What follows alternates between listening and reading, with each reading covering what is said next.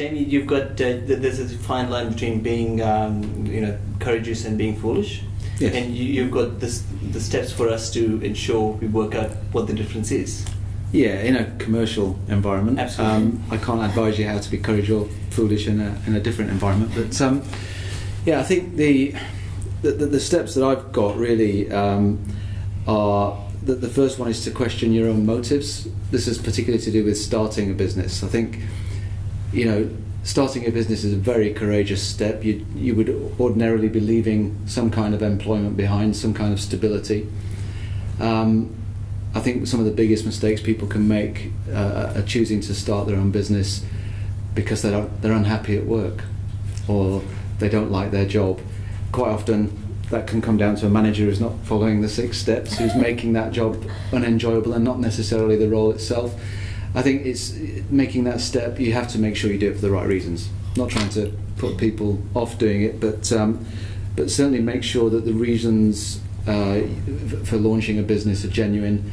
Make sure that you understand your market, understand your product, understand where you fit within that market, understand how you can establish yourself in that market as a new player, and just really ask yourself a lot of quite serious questions throughout the process of planning that move. It's certainly not something that I would advise rushing. And I guess the courage that comes through my 3 points is all about asking yourself these questions and being brave enough to answer them honestly as well.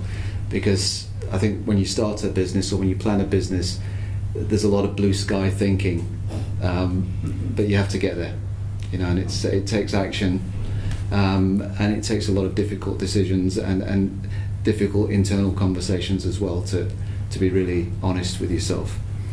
That leads me into number 2, which was just to make sure you are the expert you think you are.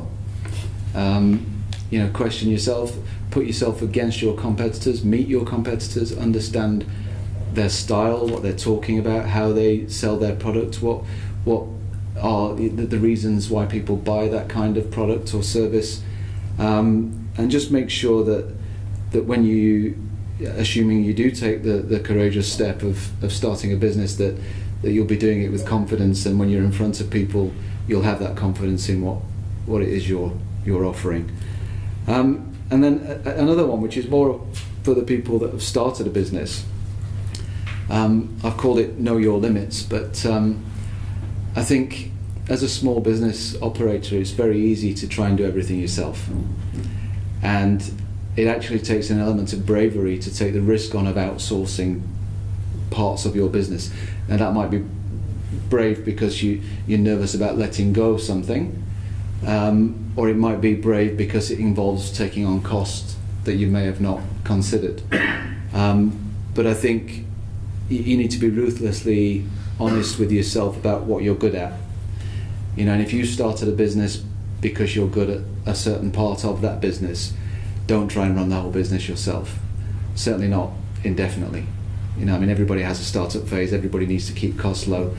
But if you're really good at something, value your time and make the brave decision to say, if I give that element of my business to somebody else, I can spend those hours doing what I do, which is whatever that is. But hopefully that's the bit that makes money.